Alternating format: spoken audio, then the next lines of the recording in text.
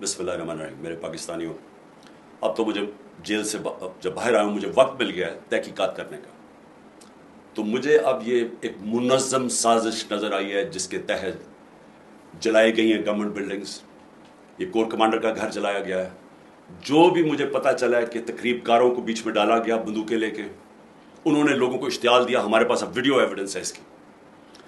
मैं ये चाहता हूँ कि एक इंडिपेंडेंट इंक्वायरी हो। कभी भी जज फैसला नहीं करता जब तक वो दोनों तरफ ना सुने।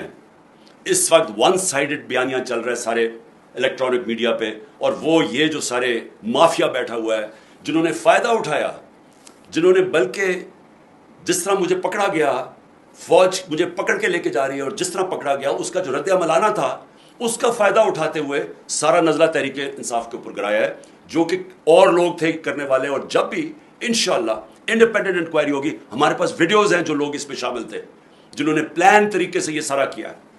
जिस पार्टी ने 27 साल कभी किसी किस्म का इंतशार नहीं किया, जिस पार्टी ने जब उसके चेयरमैन को गोलियां लगती है कत्ल करने के लिए, तब भी हमने तो कोई तोड़फोड़ नहीं की, कोई जलाओ घराव नहीं किया। जबकि मैंने एक इंटेलिजेंस ऑफिसर का नाम भी दिया, तब तो कुछ नहीं हुआ। तो ये अब एकदम क्या हुआ? ये एक प्लान है, प्लान था पहले से, लंदन प्लान। तहरीक इंसाफ को बैन करना है, इमरान खान को जेल में डालना है, इनके लोगों को हरासा करके जेलों में डालना है, खौफजदा करना है ताकि कोई निकले ना। ये है प्लान। लेकिन जो भी ये कर रहे हैं, आपको ना तारीख का पता है, ना आपको सियासत का पता है, ना आपको पता है कि ईस्ट पाकिस्तान में हुआ क्या, क्योंकि मुझे याद है क्या हुआ।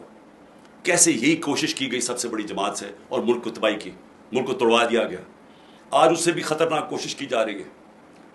तो मैं सारी अपनी कौम को कहता हूँ कि इस साजिश को आपने शिकस्त देनी है। पुरअमन एहतजाज करना आपका आईनी हक है। हम भेड़ बकरियां नहीं हैं। हम ये जो कोशिश कर रहे हैं कि हम इतने खौफजदा हो जाएं कि ये जो मर्जी करें, हम बस सहमे बैठे रहे कि जी हमें जेल में ना डाल दें। मेरी कौम गौर से सुन लो, ये है वक्त अपनी हकीकी आज़ादी लेने का।